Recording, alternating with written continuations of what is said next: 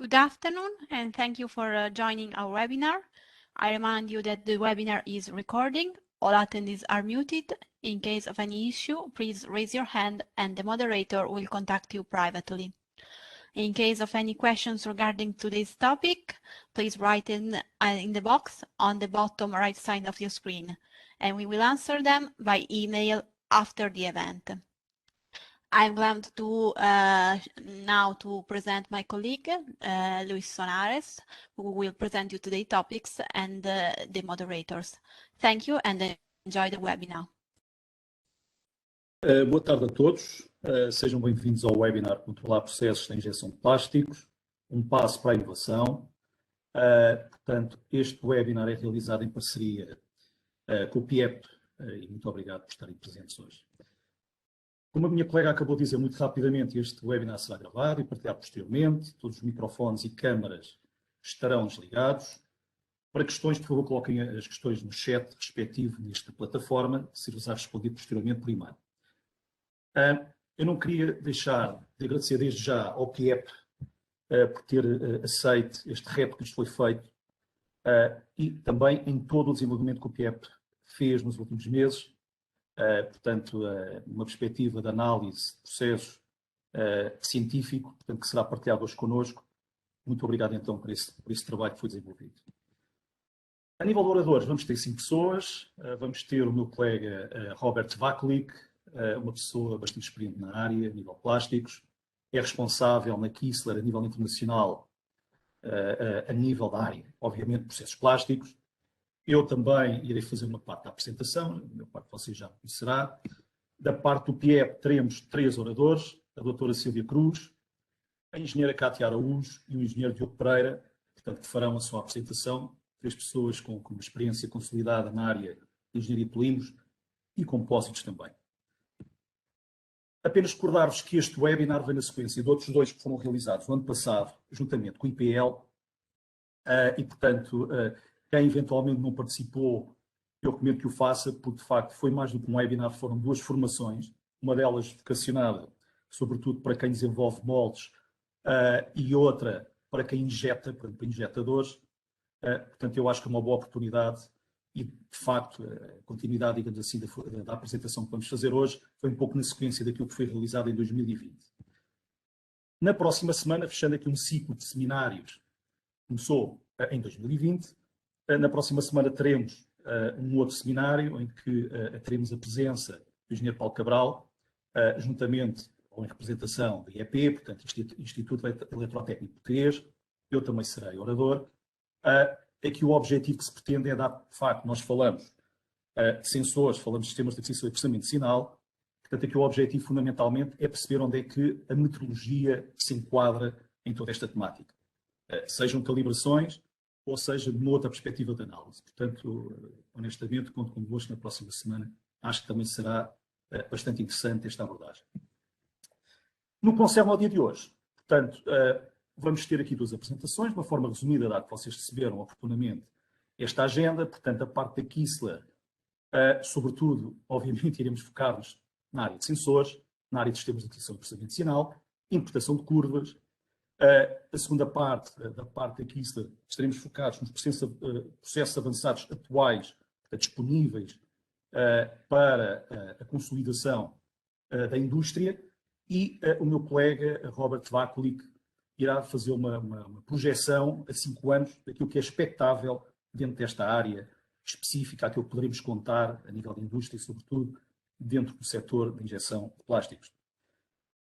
Relativamente ao PIEP, portanto, o PIEP traz-nos aqui um case study, um caso de estudo, um estudo de caso muitíssimo interessante, em que, de certa forma, portanto, através do estudo que realizaram, como eu disse, nos últimos meses, irão, de certa forma, fazer aqui uma análise entre aquilo que foi realizado a nível de monitorização, os sensores e sistemas de aquisição, penso que terão sido da Kistler, juntamente com uma câmara de velocidade e essa correlação também com os modelos previsionais e computacionais. Portanto, temos aqui uma matéria para hoje, penso que promete. Fazendo aqui um pouco a apresentação da Kistler de uma forma resumida. Portanto, a Kistler, penso que a maior parte de vocês já nos conhecerá, neste sentido, é uma empresa especializada no fornecimento de sensores, sistemas de aquisição e processamento de sinal, ou seja, leitores, tendo como perspectiva inicial permitir que a indústria inove e que seja mais competitiva. Segundo-se a isto. Atualmente a empresa também realiza formações que são atualmente certificadas, fornece também consultoria, soluções customizadas para os nossos clientes, mas de uma forma geral nós disponibilizamos este género de soluções e de serviços para os nossos clientes. Para não ser muito maçador, portanto, a empresa é uma empresa global, cerca de 10% do seu turnover é reinvestido em investigação e desenvolvimento. É uma empresa, portanto, obviamente, se tem sensores, tudo que mexa na indústria, desde a indústria automóvel, aeroespacial, aeronáutica, farmacêutica, alimentar, portanto, inclusivamente ao nível de desporto. Vou pensar, por exemplo, uma plataforma de forças para fazer a análise de condição de um desportista. Tudo isto são soluções que a empresa, de certa forma, integra e disponibiliza aos seus clientes. Um pouco puxando, digamos, aqui, ao tema que nós temos aqui hoje para apresentar, que é a indústria 4.0.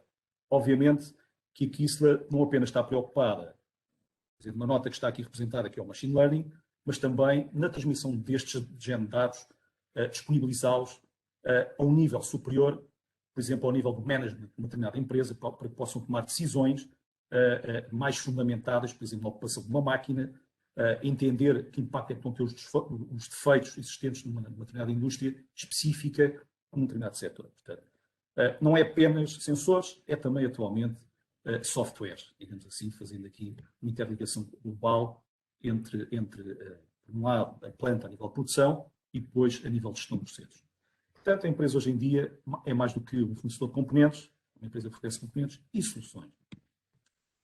Começando agora propriamente na apresentação que me traz aqui hoje. Portanto, obviamente temos que falar um bocadinho de sensores. Eu trouxe esta imagem porque esta imagem é bastante elucidativa do que nós temos na indústria nacional. Que por um lado fazemos desenvolvimento, por outro lado injetamos alguma coisa e a seguir montamos esses componentes. Obviamente que hoje não vamos ter a oportunidade de falar, por exemplo, de prensas, também é uma área específica desta empresa, mas sobretudo vamos focar-nos na área de plásticos. Para isso, a Kistler, digamos que é a fundação desta empresa, apostou numa tecnologia, é uma tecnologia baseada na piezoeletricidade, sobretudo em sensores piezoelétricos de quartzo. Vale a pena entrarmos em cada detalhe, mas se calhar o ponto que é importante alertar-vos para aqui é que estes géneros de sensores são sensores que têm uma rigidez significativa e uma frequência natural significativa. Isto na prática, que impacto é que tem? Permite-nos que os sensores tenham uma longevidade muito, muito considerável.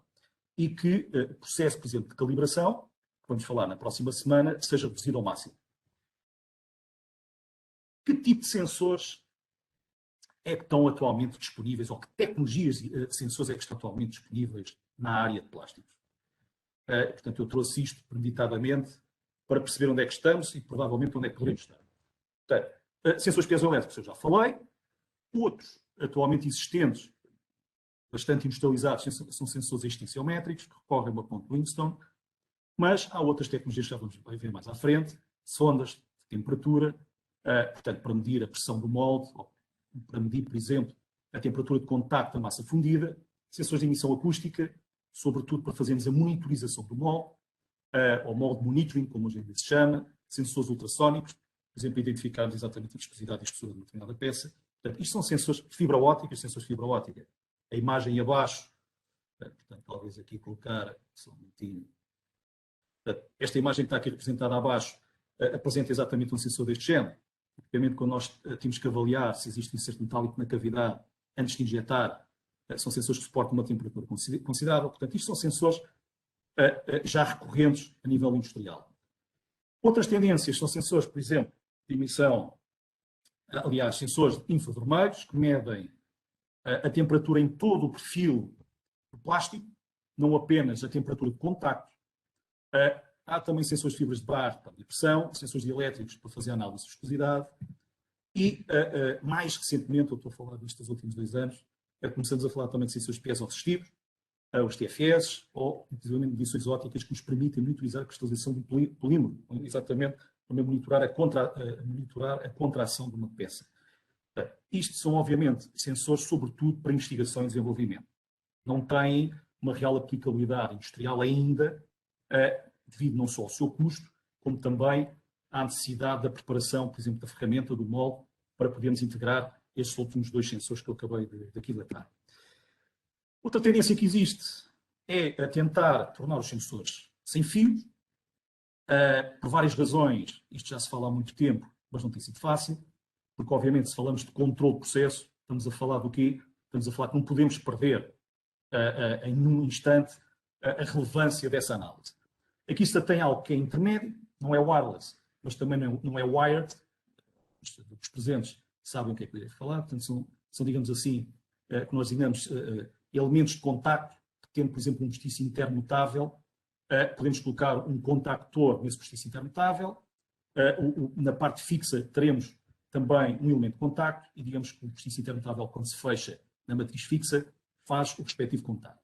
Não é propriamente wireless, mas é uma aproximação. Uma das questões que me colocam várias vezes, eu acho que é interessante para todos, e algumas pessoas que estão aqui presentes, acho que isto é relevante, é quanto é que custa, não apenas um sensor, de uma forma geral, mas também quanto é que custa implementá-lo no molde. O sensor, regra geral, típico, portanto não estou a falar daqueles a nível de investigação, estou a falar em sensores industriais, os sensores piezoelétricos e extensiométricos, tem um custo que pode rondar entre 600 e 1.500 euros.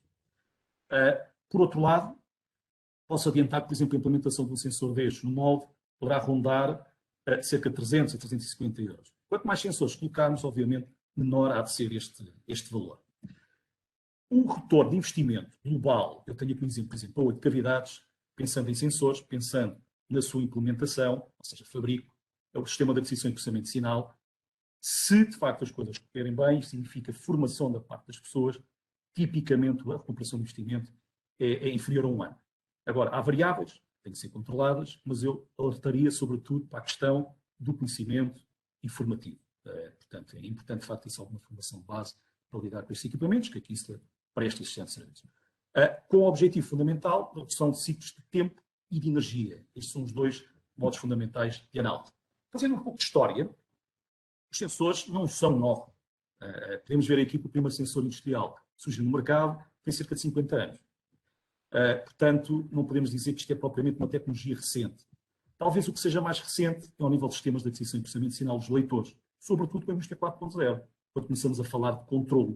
Por exemplo, aqui, em 2016, lançou um produto exatamente nessa perspectiva, nesse vetor específico, que era controlar processos e não apenas monitorá-los ou monitorizá-los, que era o que veio até então. Portanto, digamos que a indústria 4.0 vai revolucionar toda a gente, inclusive a Kistler, em que a monitorização deixou de ser um ponto relevante, ou tão relevante, e começámos a focar-nos, de facto, no controle de processos, que é um controle a interagir com a máquina. Para que podemos interagir com uma máquina, obviamente temos, obrigatoriamente, que avaliar incertezas e erros no nosso processo. Eu vou-vos aqui mostrar um pouco o desenvolvimento normal daquilo que existe como estado de arte, sem entrar em muito detalhe, porque não temos tempo. Quando nós desenvolvemos um molde, obviamente, está subjacente a necessidade de prevermos alguma coisa. Portanto, temos que modelar, por várias razões, não só porque é mais barato do que fazer uma maquete, obviamente, mas nesse processo existem certezas associadas.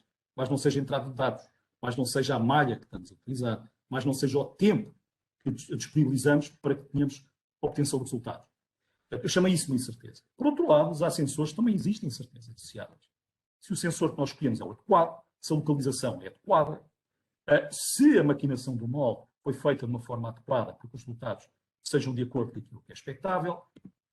Portanto, concluindo, se pudéssemos relacionar a parte da modulação com a parte de medição, obviamente o nível de incerteza associado resultante seria muitíssimo menor.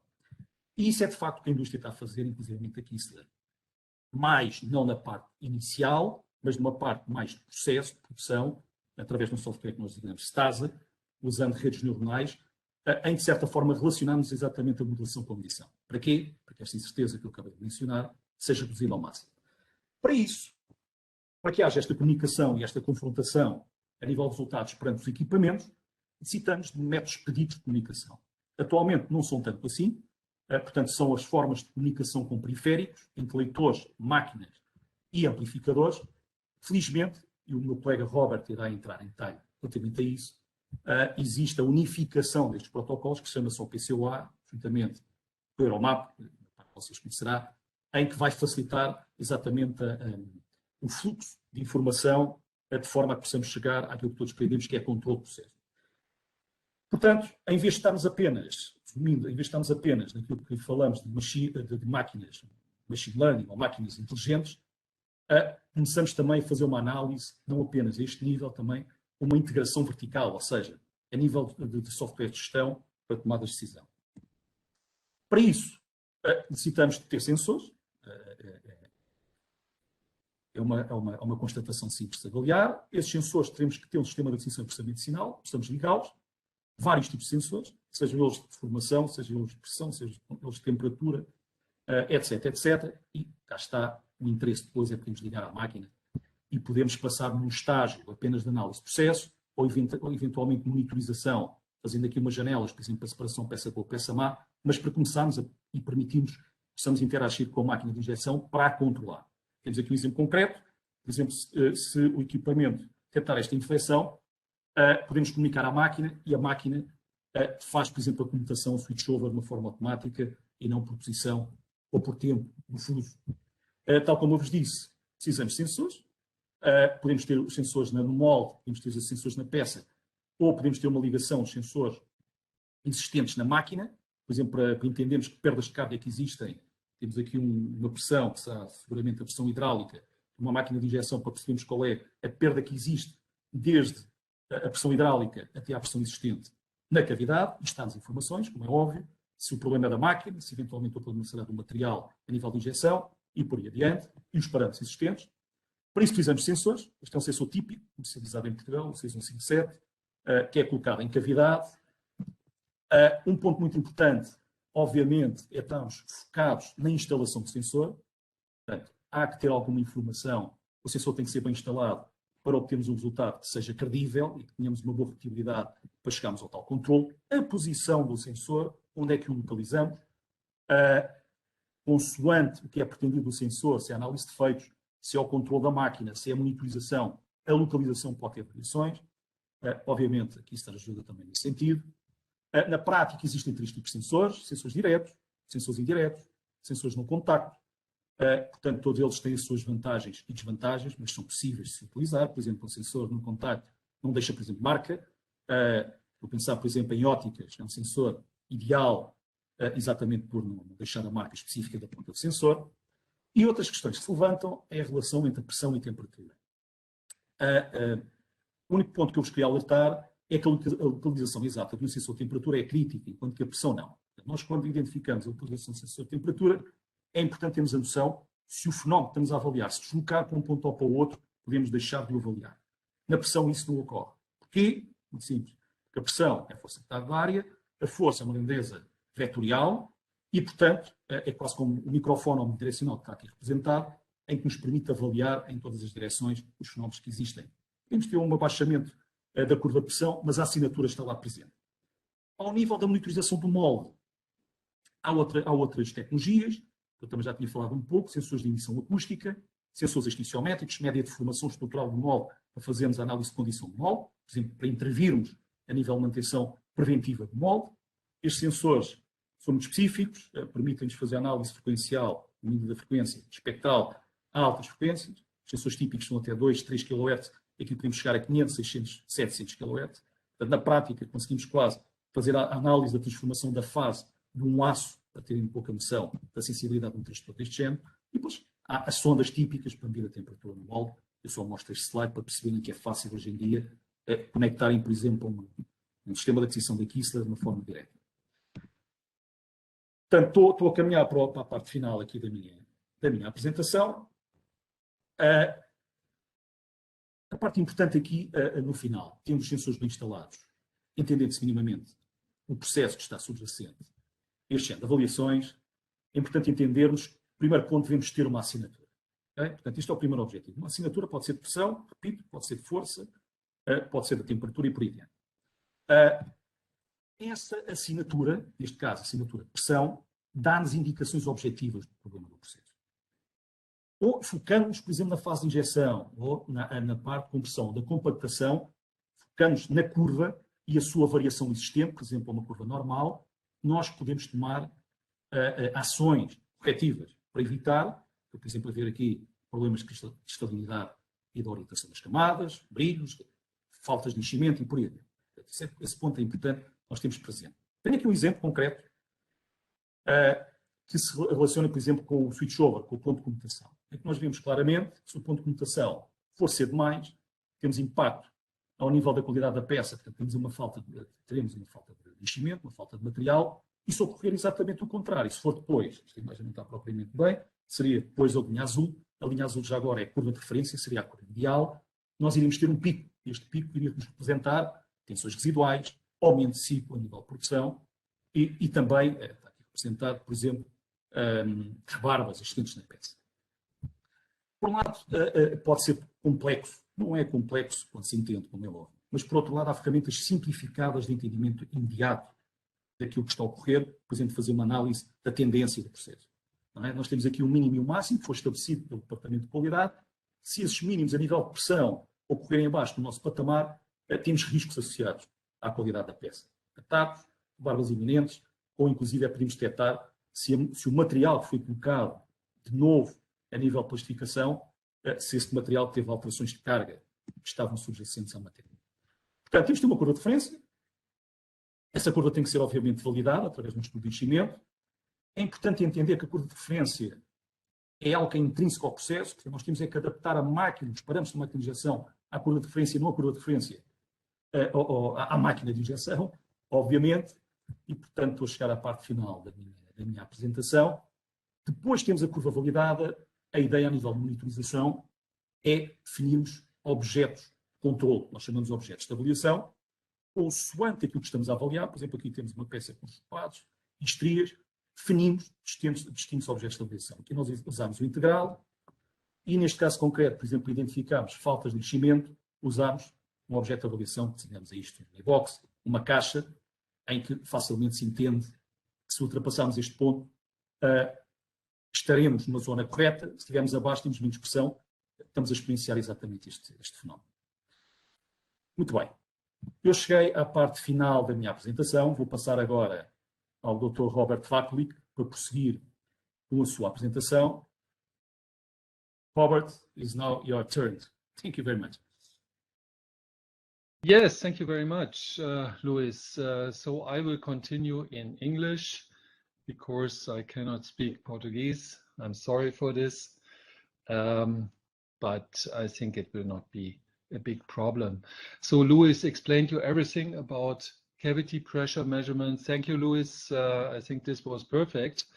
And actually, I don't have anything to say now, besides talking a little bit about the extras, not the daily business, but maybe a little bit about the future and what extra can be done and what is maybe a little bit special and what can be done besides the daily business of separation of good and bad parts.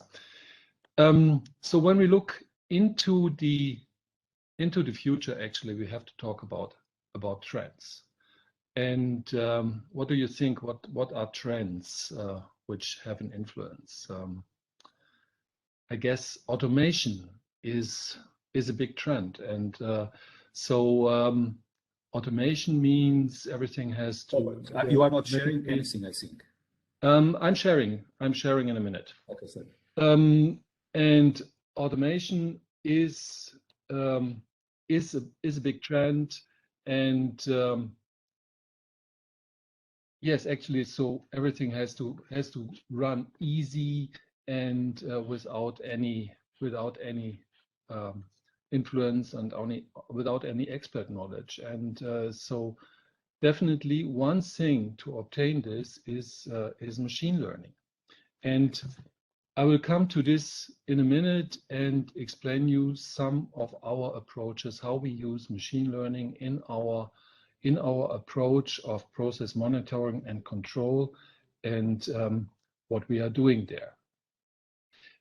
I think it's very important that this has to be without any expert knowledge, and I will show you that it is actually all implemented in the software. You don't even feel that it is machine learning, but in fact, it is a very advanced method of prediction. And the other mega trend, you see it here, second point, is of course communication. Everybody wants to have data. Data are used in different sources, different, also other software programs. So it is absolutely necessary to deliver data and being able to export data and make them available for further analysis, and not only for the purpose that we are looking at. So let's step into the presentation and have a look at the first point, at the monitoring of the injection molding process. And I actually wanted to start with the topic, what we already do. I mean, what we conventionally do and what you probably all know. So this was also explained by Luis. What we do is that this is the most simple thing. We look at the actual curve and we select, let's say, a region of the curve which is interesting, which has a correlation to the quality, and we monitor this. And we do this in the easiest way by introducing and applying such a box here. We call these monitoring boxes or evaluation boxes. And so if the curve is passing the green lines of the box, then the part is rated as okay, and not, if it's not passing this line, the part will be automatically rejected by the system. So that's a very easy method, can be applied to the curves, but you have to know where and what you are doing actually. A little bit more familiar, let's say, monitoring method, because it's also used in the machines very often, is the so-called trend monitoring. We have that as well in our system. Here we have so-called KPIs. These are values which are extracted from the curves. Could be a maximum of the curve, could be an integral, could be, let's say, a certain point or whatever.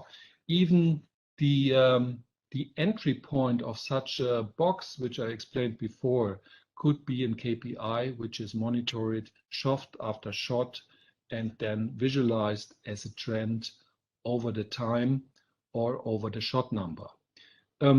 So this trend can be followed, and of course we can apply borders to it, limits, that also when the trend is violating this limit, then there's a certain action. So we have in our system, like many other, or as you know it, probably there's a warning. So then you get a warning. Also, you can switch on a lamp or something, but nothing happens actually. And if the red line is crossed, then of course the part is rejected, or even you could stop the machine or whatever you want, whatever you decide. So this is the second more traditional way of monitoring. And now we are coming to a little bit more advanced feature, which is actually a Hull curve.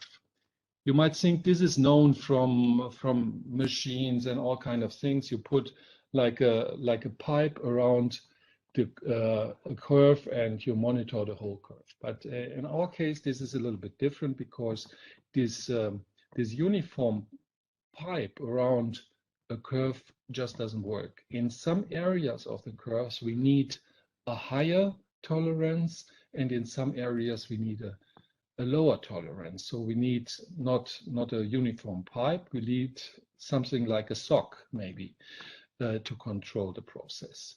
And how do we do this? We take a number of curves and actually decide the size of the Hull curve by a statistical method using the natural deviation here.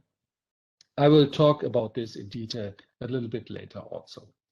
And then we come to the, let's say, I would say, most advanced method involving artificial intelligence and machine learning. And here I explain in detail, also with an example later on, how this is done. And basically the idea is that we are not monitoring the process by looking at the curves actually. The machine learning model is creating the correlation between all the measurement data and the actual quality. And at the end, we are monitoring the quality itself based on this model. So let's look in detail a little bit what we are doing here.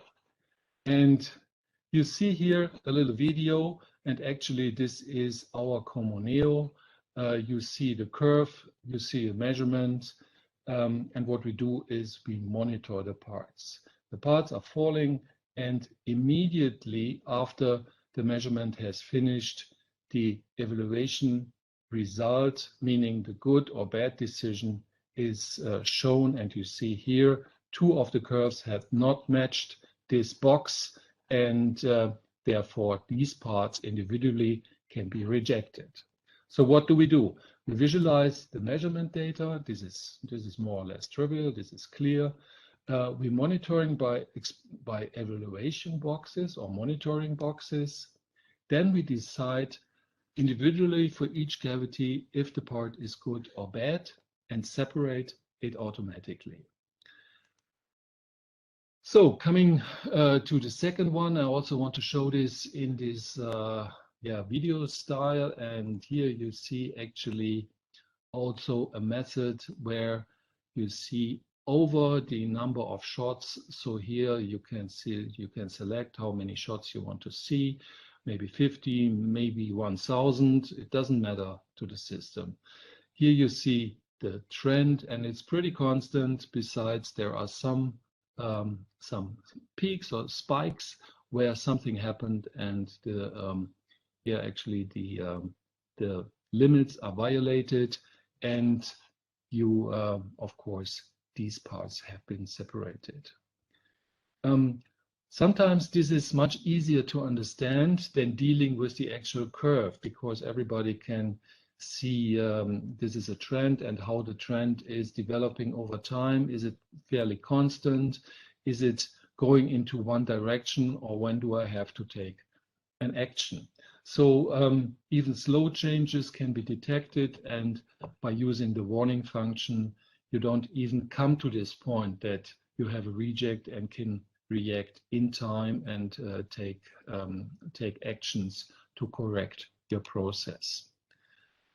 These warnings and alarms, of course, are fully automized, and you can use all kinds of secondary devices that are triggered by these alarms. And basically that's it for this feature. So the Hull curve. Third one I explained before.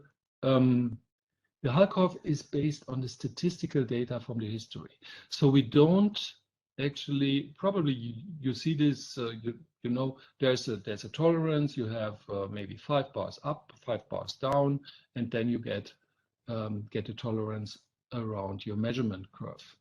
We do this a little bit different.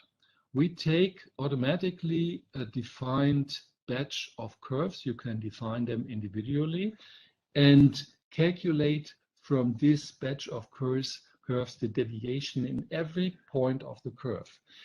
And we create the borders of this Hull curve by looking at the deviation of each point. So in one point, this might be very, very narrow, and in the other point where you have, for some reasons, more deviations in your natural process, you have a little bit higher tolerance. So it's fitting really as a sock around the pattern of your curves. The result is a Hull curve, which, okay, what is this? Yeah, okay, doesn't show it, but I can show you maybe later. The result, of course, is a Hull curve which is perfectly suiting the this situation or the range of good parts. And as soon as it violates it, the part are rejected. Now we come to the, I would say, the most interesting and most innovative method of process monitoring. And let's review what we actually do here. We have curves, we have a monitoring strategy, and then we decide based on these curves, is it okay or not okay, the part. But that is not actually what we want to know, because we want to know, is the part good or bad? So we have to assume that if the curve is okay, then also the part is okay. Normally, this assumption is quite good. That's the base of our work. But how exactly is this correlation made up? So in fact, we want to monitor not the process, we want to monitor the quality of the part. So in a conventional way, we have to measure the part, the tolerances or not. So how can we combine these methods? So when we have this process monitoring set up, we build a quality monitoring model and calculate the quality out of this. Of course, the accuracy of this calculation has to be very, very high. All deviations in our measurements have to be correlated to the quality, and we reach here accuracy very far above 90%, so 95% to 99% is quite normal. So what is the secret behind this model? And you can guess, of course, it is not let's say, some knowledge. It is not a statistical model. It's far more complicated. It's artificial intelligence or machine learning.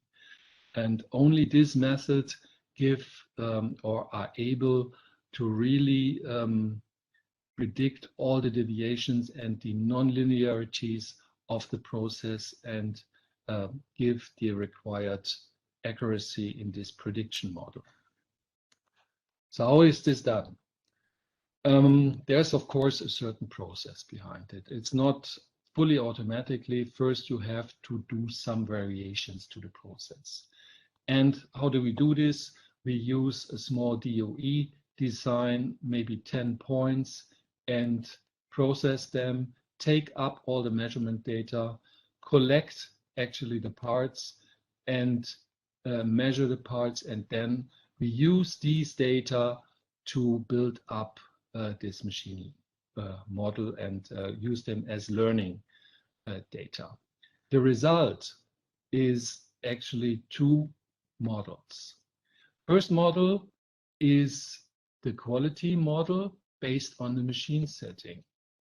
So here we have the quality of the part, for example, the length or the width or any feature you define depending on the machine setting. And you can use this model to optimize the setting point of your process. The second model, and this is built in the same step, is a quality model based on the process curves. With this model, you can predict actually the quality based on the actual measurement, also considering deviations in the process, which you always have.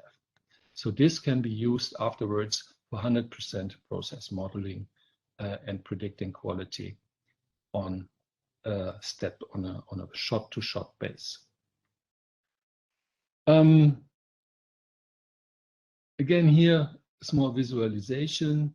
The machine learning which we use is using many different curves which are created in this design of experiments. They are running through this machine learning algorithm, and the result is a model which is actually able to predict the quality and as well optimize the process. And it is seen here, quality to predict actual quality feature. We have to use some variation, and there might be a question, why not use, let's say, the natural variation of the process? And our experience showed that this is, could be done, let me say this way, but it is a very long process and you have to take many, many parts and measure them, which is not very efficient in terms of cost. So there's a certain process, and I think we use this small DOE to give the process the frame and actually test out all the variations on the process. The result is, as I said, a quality prediction model using artificial intelligence.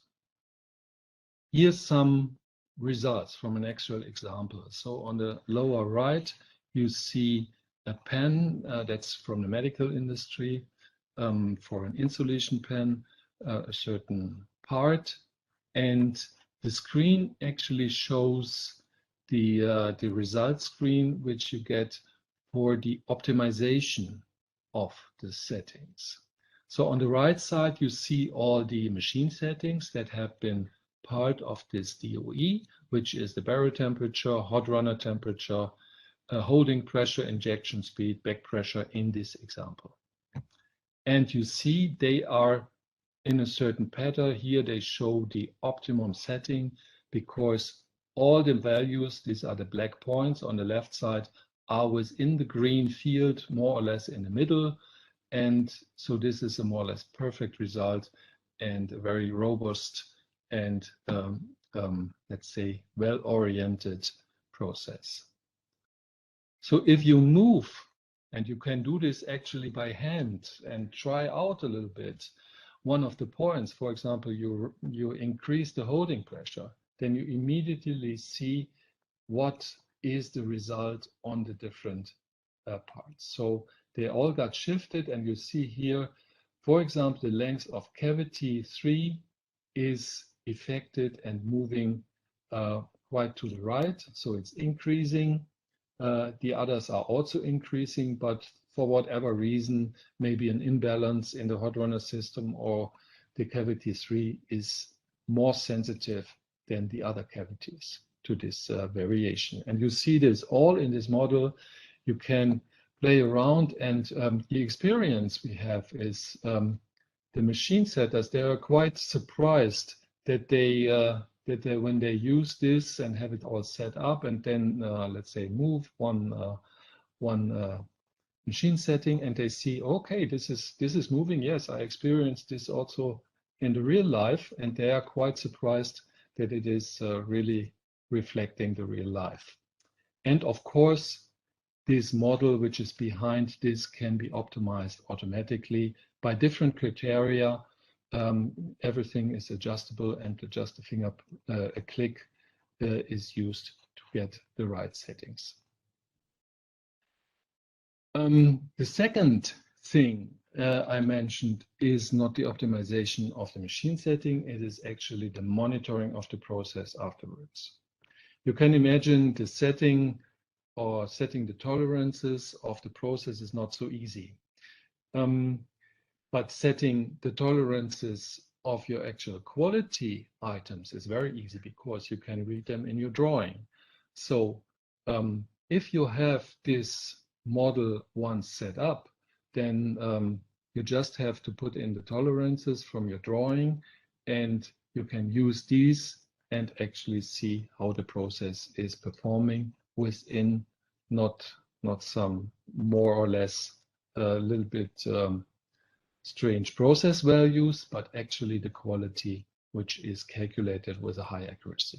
In this case is here the length of the part, the weight of the part, and even some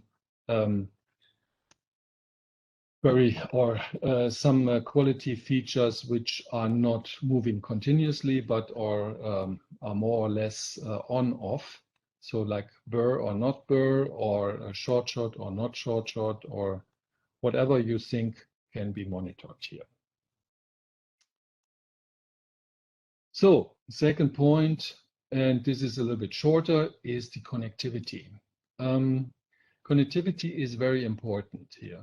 And our systems are equipped with all kinds of interfaces. The most popular we are using, of course, is OPC-UA, but we also have our own internal interface, which we use for just data transfer to our Como data center.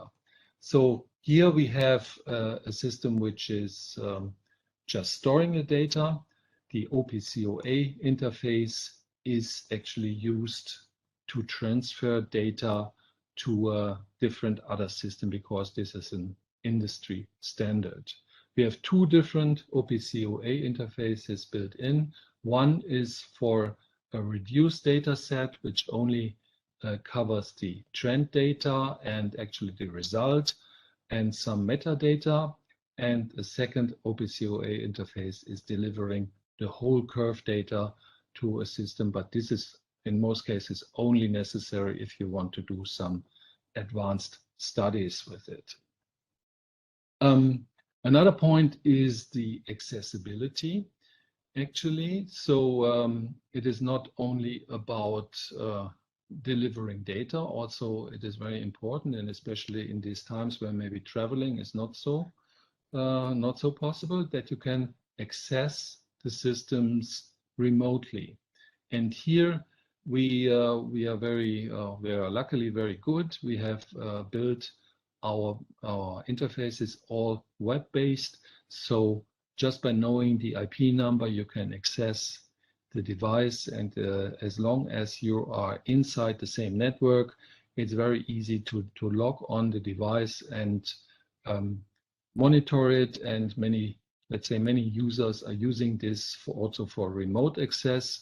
And for a process engineer, it's just one click to log on a machine or log on a Como, which is in Eastern Europe or even in China, as long as you have the connectivity within your company network. So some takeaways for this presentation. We have different monitoring strategies. They are based on the customer experience and the expectations. As you can imagine, the setup with some boxes is much easier than doing a DOE and using this machine learning model. But there are different strategies, and what you want is also available. The process models based on machine learning, they enable to predict the quality features based on machine learning, and they are used to optimize and monitor the process. And especially in, I would say, more or in industries which are able to invest more on their process stability and also on the documentation, as medical, for example, this is a very popular method. Concerning the connectivity, we have state-of-the-art connectivity to access the devices remotely and as well to transfer data to superior systems via OPC-UA. That could be an MES system, a visualization system, or anything which is available in the companies. Yeah, with this, I'd like to end my presentation.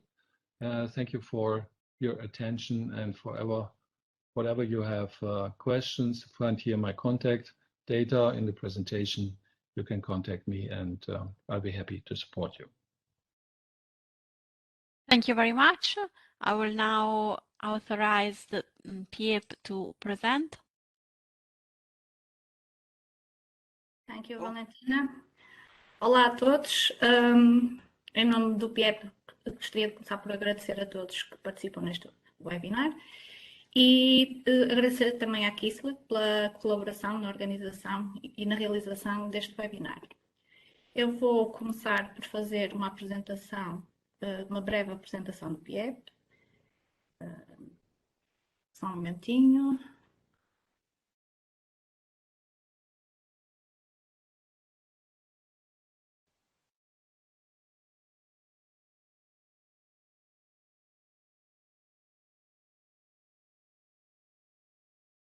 Penso que já estão a ver. Sim, sim, sim. Pronto, então o Piep, Polo de Inovação e Engenharia de Polímeros, é um centro de interface tecnológico. fundado no ano 2000 na Universidade de Minho por iniciativa do setor empresarial da área dos plásticos e dos moldes, com vista a responder em tempo oportuno às necessidades das empresas.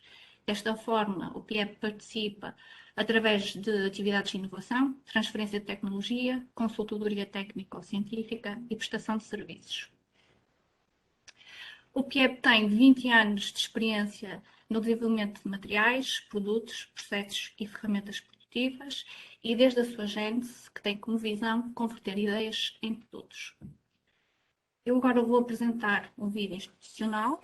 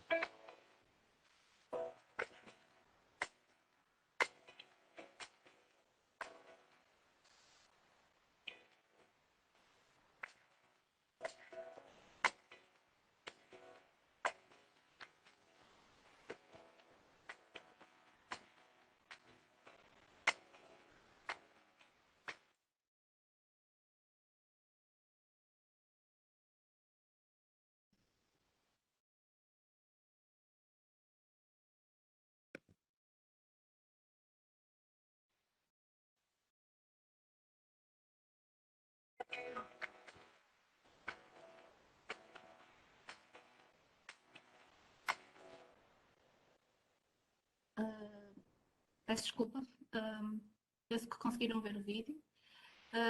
Continuando, então, o PIEP tem um historial de mais de 300 projetos terminados, mais de 200 publicações e uma equipa de recursos humanos multidisciplinar, composta atualmente por 43 colaboradores e em crescimento. Tem uma atividade resultante no valor de 2 milhões, metade vinda de projetos financiados, quer projetos nacionais, quer projetos europeus, e a outra metade resultante de atividades com projetos diretos com as empresas. Os nossos associados pertencem aos mais diversos setores, desde a embalagem, automóvel, saúde, e temos uma carteira de clientes e de parceiros igualmente dos diferentes setores, contudo, não só de empresas nacionais, mas também de empresas internacionais. Pertencemos a entidades e polos de competitividade e redes de cooperação. Os nossos investigadores estão divididos por 6 equipas, uma de teste de ensaios e diagnóstico de falha, outra de design e desenvolvimento de produto, 2 equipas de processos avançados de fabrico, uma dedicada aos compósitos e outra dedicada aos polímeros termoplásticos, e por fim uma equipa de extrusão, composição e materiais avançados e outra de economia circular e ambiente. O PIEP dispõe de um hall de processamento, salas de trabalho e laboratórios de ensaios dedicados e muito bem equipados. Na área de processos avançados de fabrico, polímeros, esta em particular, à qual eu e os meus colegas oradores pertencemos, damos suporte à indústria através de projetos diretos, projetos financiados, suportando desde o desenvolvimento do produto na definição dos requisitos funcionais, na seleção de materiais e no suporte, por exemplo, do desenvolvimento da ferramenta produtiva, quer por simulação. A simulação também podemos dar suporte à detecção de problemas, à optimização dos processos, e quando falo processos, estamos a falar de modulação de injeção convencional e não convencional, e outros processos, como por exemplo a termoformação, onde trabalhamos com filmes decorativos e funcionais para integrar no processo de injeção.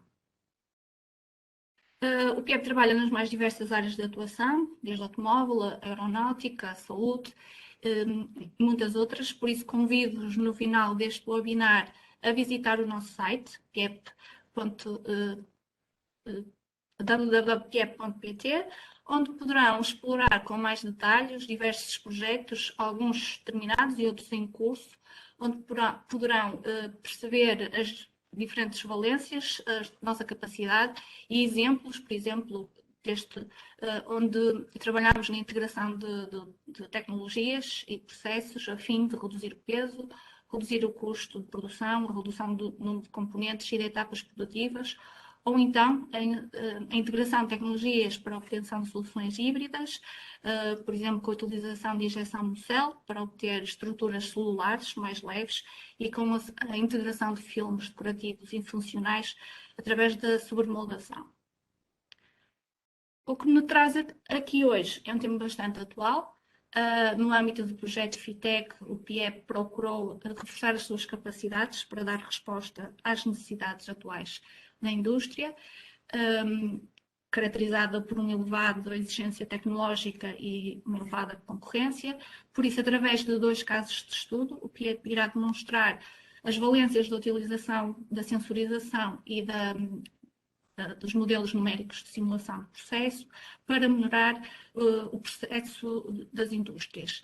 Referir também que o PIEP trabalha em prol das necessidades das empresas e, por isso, esta segunda metade deste webinar vai estar dividida em 2 momentos.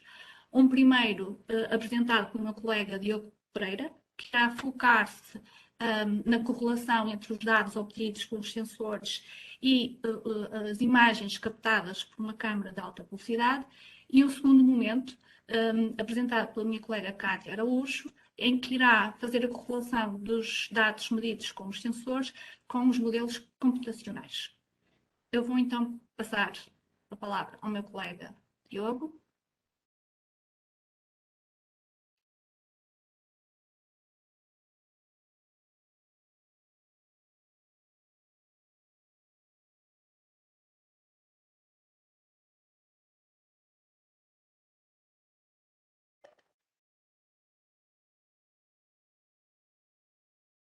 Então, obrigado, Silvia, e muito boa tarde a todos que estão a participar no webinar.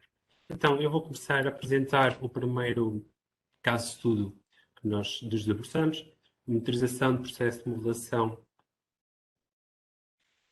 por injeção e correlação com uma câmara de alta velocidade.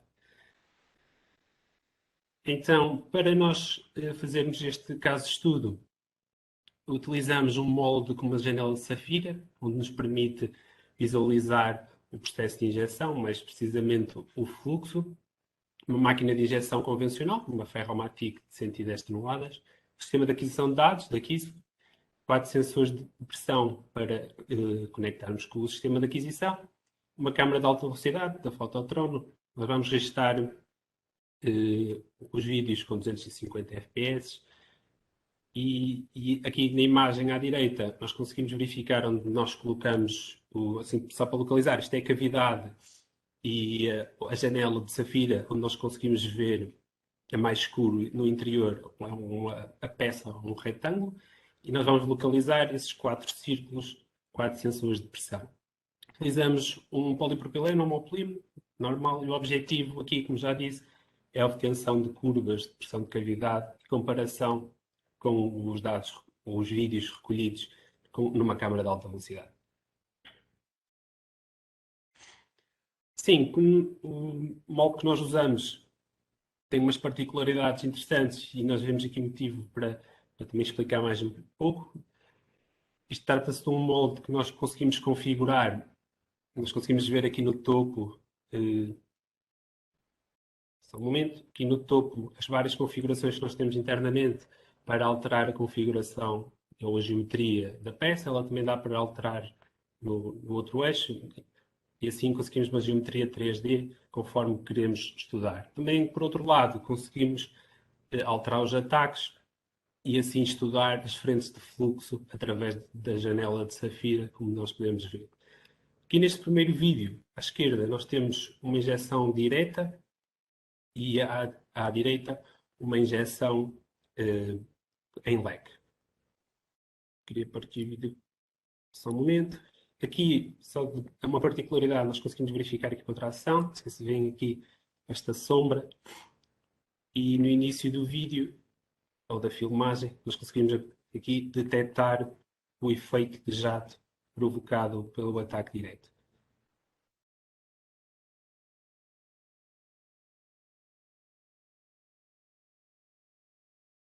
Aqui estão a ver, neste vídeo à esquerda, nós conseguimos verificar o efeito de jato. Do outro lado, no vídeo da direita, nós conseguimos verificar o oposto e o expectável é um fluxo linear provocado por um ataque em leque. Além disto, nós conseguimos verificar a contração, que já vimos, e por outro lado, o crescimento celular ou a nucleação quando utilizado agentes de expansão, tanto física como química. Conseguimos, através da câmara de alta velocidade, também analisar a expansão, a nucleação. Por outro lado, conseguimos introduzir também um elemento de expansão à cavidade, que nos dá um realce nesta nucleação. Aqui o que nos mais interessa e que vamos usar será a análise de tempos, ou seja, o contacto, o fluxo demora a contactar com cada sensor de pressão. E posteriormente depois vamos analisar ou relacionar com os dados do sistema de aquisição de dados. Sim, aqui muito pouco em resumo, nós temos o fundo a branco, um print screen, ou a tela dos dados dado pelo sistema de aquisição, neste caso da Kistler. Conseguimos claramente, nós aqui identificamos o enchimento, a compactação, como é dito na literatura, e aqui à direita nós temos a relação dos sensores ou o vídeo da câmara de alta velocidade, que nos vai representar o movimento do fluxo. A nossa ideia, então, como já tinha dito, vai ser comparar os tempos que demora cada sensor contactar com o fluxo, tanto nos dados do sistema de aquisição de dados, como na câmara de alta velocidade. Então, nós da câmara de alta velocidade vamos ter esta imagem, temos no topo o tempo real, e assim nós conseguimos registar ou obter os tempos que demora a colidir, como podem ver, quando o fluxo colide com o sensor, nós detectamos o tempo que ele o demorou a fazer. Vou deixar-me passar mais uma vez para ver. Por outro lado, aqui à direita, nós temos uma legenda, uma etiquetação, que nós vamos utilizar nos gráficos a posterior. Então, com o sensor 1, este código de cores vai ser utilizado, o sensor 1 vai ser o laranja, o 2 o amarelo, por aí fora, para nós analisarmos os gráficos. Então, nos ensaios que nós realizamos, temos aqui uma amostragem, começamos por alteração de velocidade, entre o primeiro gráfico aqui representado e o segundo, uma alteração um acréscimo, uma subida da velocidade de milímetros por segundo do fuso da máquina de 10 milímetros por segundo. O que é expectável e o que aconteceu foi um pico máximo de pressão dentro da cavidade e um declínio mais acentuado após a pressão, após o ponto máximo, que nos representa pela literatura, que é o expectável. Por outro lado, temos aqui a curva mais à direita, quando foi introduzido a compactação dentro da cavidade e nos aproxima mais à realidade. Com isto, fazendo zoom à zona com mais informação do gráfico obtido pelo sistema de aquisição de dados, nós obtemos curva com mais precisão e registamos os círculos e os tempos ao ponto de declive, de alteração de declive da curva registamos como o ponto onde o sensor é contactado com a frente de fluxo. Como podemos ver, dando o exemplo do gráfico 1, tem aí o zoom. Do sensor 1 nós tivemos 2,34 segundos, o segundo sensor 2,53, o terceiro 3,801. Por aí também temos um quarto sensor, mas como podemos ver ele está muito próximo, essa reta transversal representa o fim do enchimento, ou cavidade cheia, e como o enchimento está muito próximo, decidimos refutar o tempo estabelecido. De qualquer das formas, foi-nos apresentado aí nas tabelas e a diferença que nós fizemos entre os dados obtidos pelo sistema de aquisição de dados e a câmara de alta velocidade, e como podem ver em todas essas tabelas, a diferença em segundos está na casa nos piores casos, nos casos da décima de segundo, que nota uma precisão muito elevada neste caso de estudo de comparação. Assim, verificámos a utilidade da aquisição de dados e da pressão na cavidade de molde, neste caso de estudo, em comparação com a câmara de alta velocidade e a sua eficiência. E, por outro lado, o molde da janela de Safira tem a possibilidade de observar o avanço do fluxo, da alteração do fluxo, bem como a possibilidade que temos e capacidade de alterar a geometria e de optar para outros casos de estudo. Se tiverem alguma dúvida, agora vou introduzir o segundo caso de estudo, depois exponham. Vou introduzir agora, então, para a Cátia, posteriormente, tratar os resultados.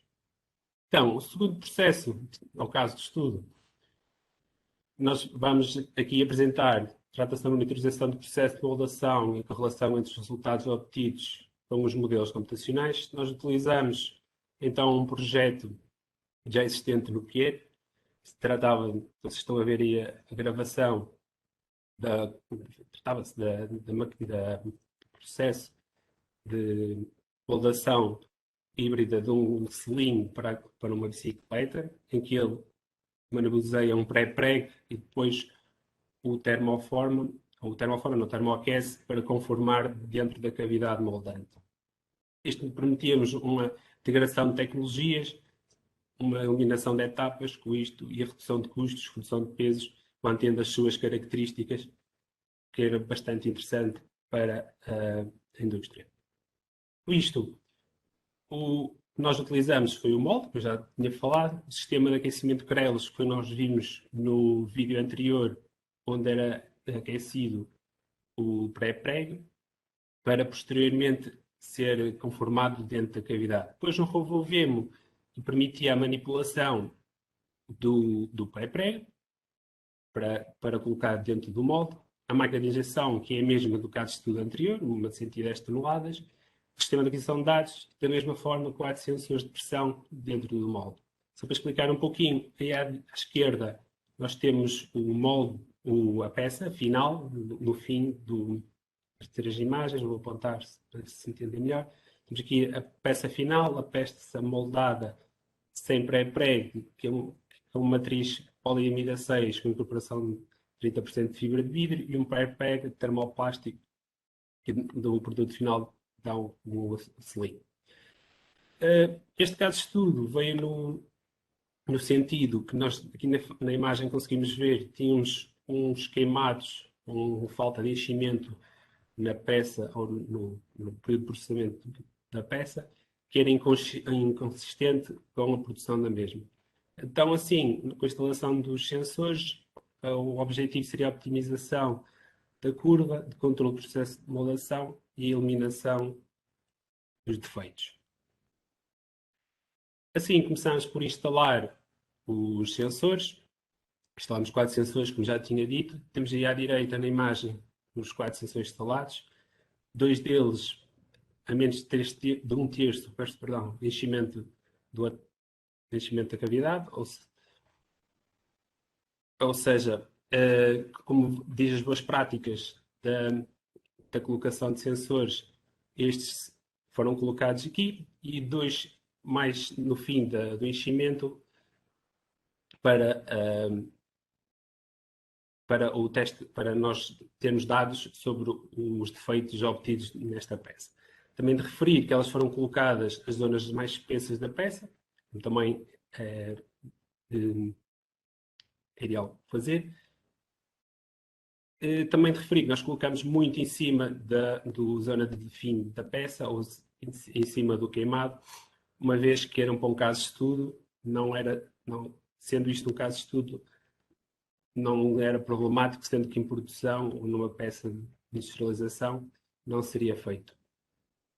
Por outro lado, todo este caso de estudo vai ser guiado um pouco por o que é dito nesses 4 gráficos.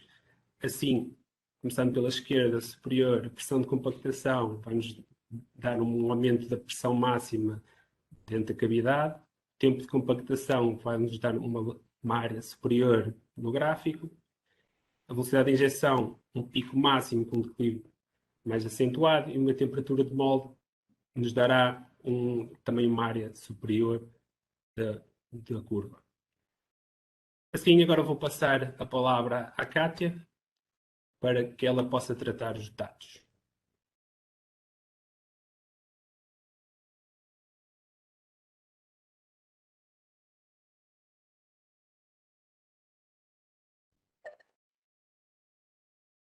Antes de mais, boa tarde. Vamos então passar para a análise dos resultados. O que foi então inicialmente feito a nível da componente experimental foi reproduzido o processo para este selim que estava memorizado no nosso equipamento de injeção. Como o Diogo anteriormente referiu, nós tínhamos um processo que não era consistente, ou seja, teríamos peças de aspecto visual conformes, mas depois apareciam peças com defeitos no final do enchimento de queimados. Como se pode verificar pelo gráfico presente neste slide, conseguimos verificar que, apesar de efetivamente algumas das peças terem uma boa aparência, a realidade é que depois o gráfico não se assemelha a uma curva expectável ou a uma curva de pressão na cavidade adequada. Para além disso, e como podemos verificar, a pressão de injeção resultante do próprio equipamento de injeção era superior a 2.500 bares, ou seja, até próximo do limite de pressão do equipamento aplicado. Olhando assim para a curva e de nenhuma forma direta, conseguimos verificar que a pressão na cavidade é elevada e, para além disso, que a forma que as curvas têm são semelhantes ou adequam-se a um perfil de velocidade de injeção elevado. Então, o que é que foi feito para colmatar isto? Inicialmente, reduziu-se a temperatura do fundido de 250 para 280 na zona do bico quente e adequou-se, obviamente, o resto do perfil de temperaturas ao longo do fuso.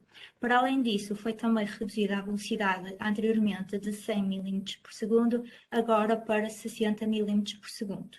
Após esta alteração nas condições do processo, o que obtivemos foi esta curva agora representada. Conseguimos ver que conseguimos reduzir aquele efeito de pico e de decréscimo da pressão. No entanto, continuamos ali com um pico no final da fase do enchimento e na altura do enchimento volumétrico da cavidade, aqui relacionado com o valor de comutação. Isto indica-nos que nós tínhamos uma comutação tardia. O que foi feito de 30 passamos para 60 milímetros. É também de referir como foi adaptada a temperatura. É normal que a primeira imagem tenha alguma rebarba, no entanto, depois com a adaptação das condições do processo, conseguimos ter uma peça visualmente ok. Então, neste segundo perfil aqui evidenciado, conseguimos perceber que temos uma variação de pressão ao longo do tempo de injeção, como seria expectável. No entanto, e ao verificarmos a tabela, conseguimos perceber que o tempo de compactação era ou estava definido para 15 segundos. Desta forma, o que foi feito foi a redução deste tempo, porque permite assim a otimização de todo o ciclo, e de 15 passamos para 10 segundos, tendo sido novamente obtida uma curva adequada e como assim adequada. Significa que no final da fase de compactação não temos uma queda abrupta da pressão. Isto indica que podemos reduzir ainda mais o tempo de compactação e garantir, no entanto, a boa compactação do material. Chegamos então assim ao final, ou às nossas curvas finais e ao nosso conjunto de condições que consideramos otimizado. Aqui o que nós temos os diferentes gráficos que foram anteriormente identificados e analisados, mas temos aqui uma ampliação na zona inicial da curva. Daqui, de uma forma geral, o que podemos tirar é que efetivamente existe a repetibilidade da informação das curvas, o que significa que estes dados são válidos para análise. Aqui então o que nós temos é um apanhado da primeira curva que se iniciou e depois, após a otimização, e conseguimos ter a adaptação da pressão ao longo do tempo no processo de injeção e uma curva adequada, conseguindo assim primeiro eliminar aquele pico associado à velocidade e depois associada à comutação tardia, e conseguimos também reduzir a pressão máxima na cavidade. Podemos ainda ver que a pressão de injeção resultante que anteriormente já foi mencionada, acima de 2.500 bares, conseguimos reduzi-la para cerca de metade. Então temos aqui, até agora foi feita a análise dos diferentes gráficos obtidos e agora vamos nos focar na análise do gráfico final. De uma forma direta, o que podemos constatar é que a pressão no final do enchimento, nomeadamente, deixem-me só colocar o ponteiro laser para poder identificar, mas nomeadamente na localização P4, e não só neste gráfico, isto é representativo, não é? Mas em toda a amostragem que nós tiramos e consoante ou ao longo das diferentes condições, o que foi sempre verificado é que a pressão no final do enchimento era superior à pressão próxima do ataque. Geralmente não é isto que acontece, porque evidentemente próximo do ataque é sentida mais pressão. Então, por que é que nós obtivemos estes resultados? Este resultado é devido ao mau dimensionamento do sistema de escape de gases, ou seja, a frente do fundido quer avançar na cavidade, mas sente a pressão do gás que ainda se encontra na cavidade, e por isso é necessária uma maior força para que haja o enchimento completo da cavidade. Temos agora aqui novamente uma ampliação da curva, ou da zona inicial da curva de pressão, e conseguimos ver que esta linha aqui representa a fase do enchimento. E conseguimos perceber que na fase de enchimento temos, na maioria dos casos, um aumento pouco significativo da pressão, e só mais no final desta fase é que temos um aumento mais significativo e maior informação relativa à pressão. Isto diz-nos que durante a fase do enchimento, apesar de a frente do fundido estar efetivamente a avançar, na zona da localização dos sensores não existe tanta compactação do material e por isso a pressão não é tão sentida.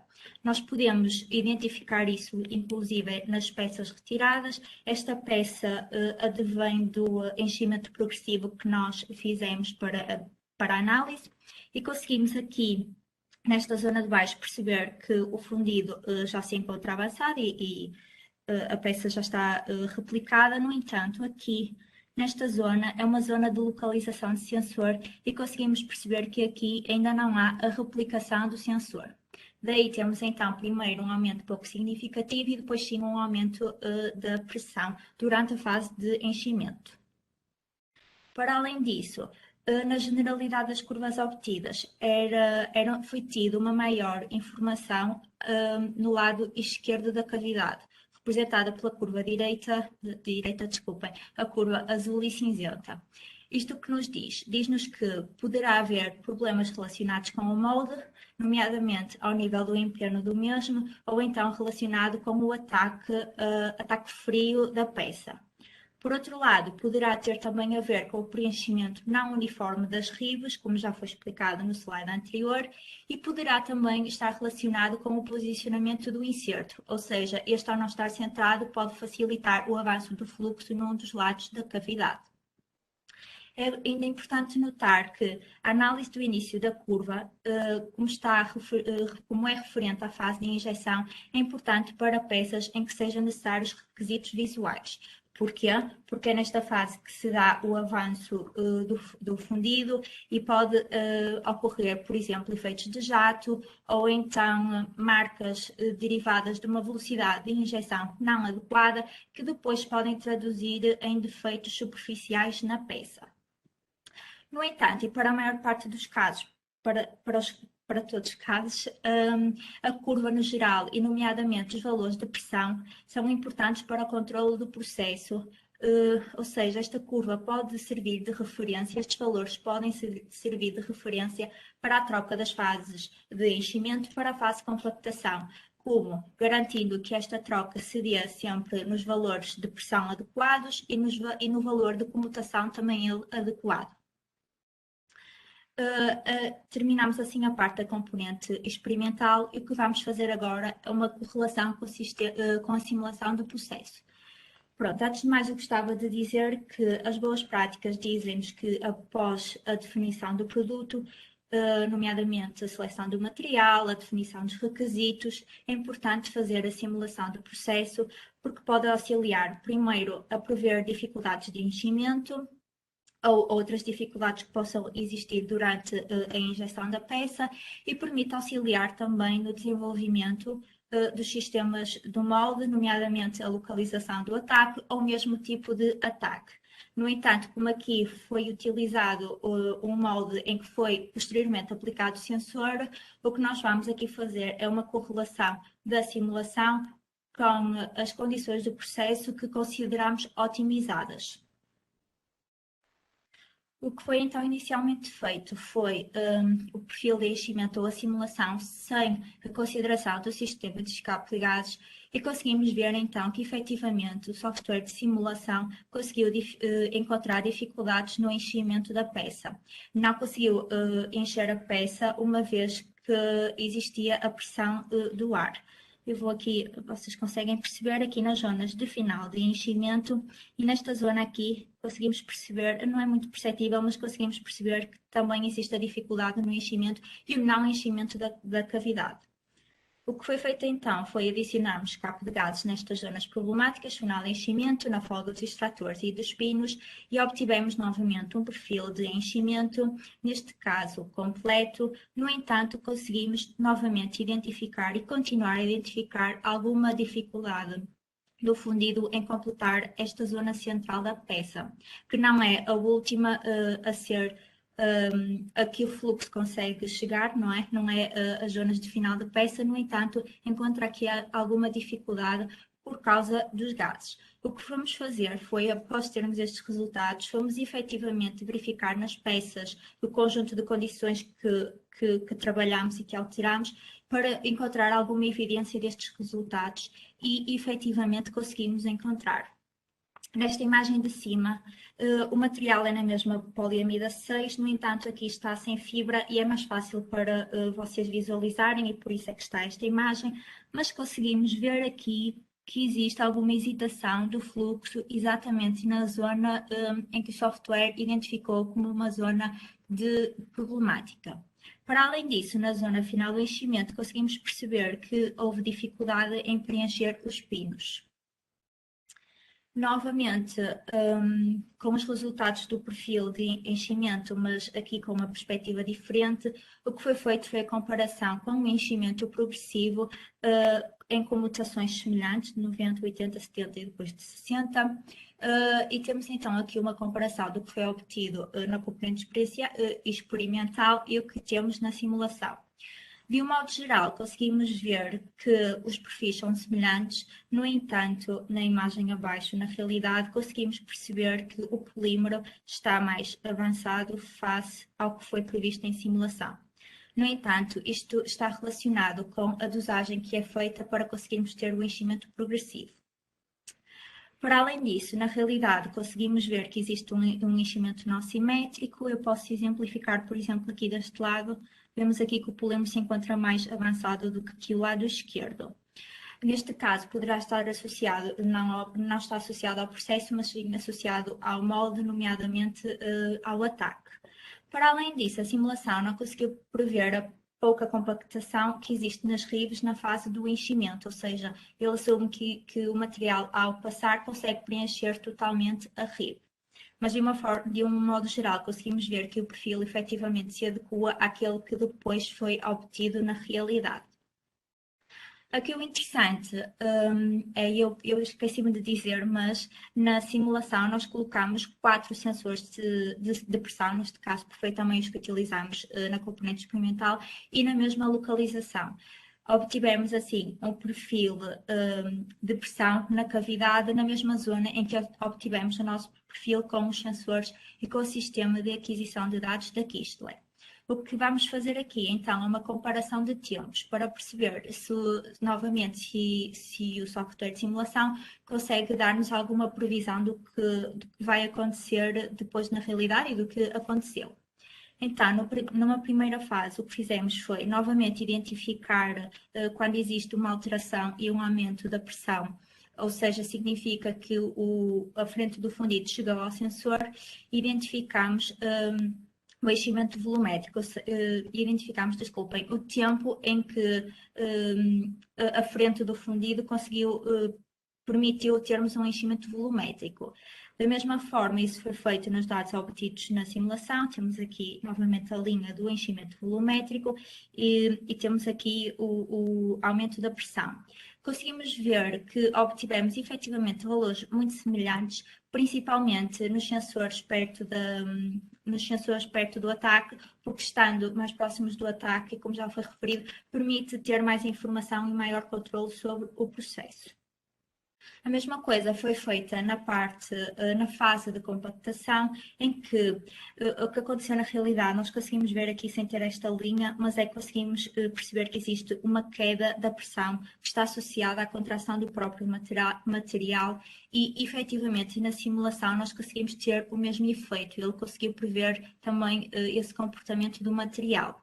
Novamente foi calculado o tempo, neste caso utilizamos o final do enchimento e o tempo que demorou até termos esta contração do material em ambos os casos, ou seja, na simulação e na componente experimental e nos dados obtidos pelo sistema de aquisição de dados, e vemos novamente que conseguimos obter resultados semelhantes. Assim, então, em modo de conclusão e de uma forma geral, conseguimos perceber que a aplicação de sensores na cavidade, no nosso caso de pressão, é efetivamente importante para o controle do processo e conseguimos obter, para além do aspecto da peça, conseguimos perceber se o controle se o processo está adequado ou não. Para além disso, e muito importante, é possível a identificação de problemas não só associadas às condições do processo, mas também associadas à própria ferramenta produtiva e ao próprio molde.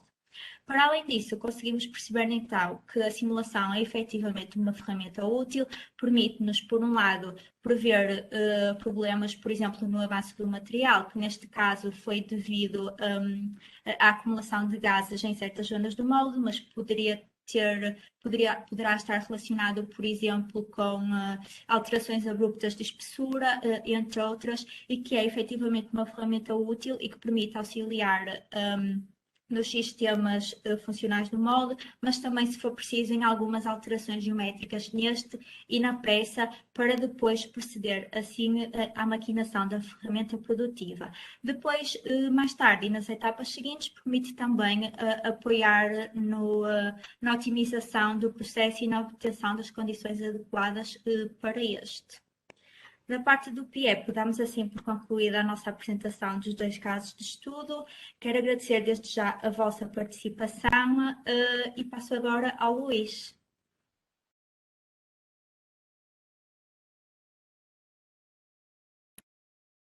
Ok, vou dar então fim à nossa sessão. Muito obrigado pela vossa apresentação, Pierre. De facto, foi impressionante. Fico satisfeito de ver também que os sensores de facto funcionam, os sensores de pressão da Kistler e o sistema de aquisição funciona. Dá se calhar uma palavra final a todos vós que nos escutaram. Portanto, nós estamos disponíveis, obviamente, para vos ajudar na integração destes sistemas percebemos desde a modelação como pela ambição são válidos. A complexidade do entendimento e da interpretação das curvas não é tão complexo depois, obviamente centrado em esta temática, mas pronto, basicamente é isto, contem connosco, espero ver-vos por aí um dia destes, e portanto tenham um bom dia, uma boa tarde. Valentina, I don't know if you want to say some words. Robert, I don't know if you want to say some words to all of us. If not, I will close the session. Thank you all for participating to the webinar. Again, we will answer all your questions via email after the event, and we will check for sharing the recording and the materials used today. I would like to invite you to register to Kistler newsletter on our website, www.kistler.com, to receive more webinar invitations and updates regarding our products. Thanks again and have a nice day. Boa tarde a todos então.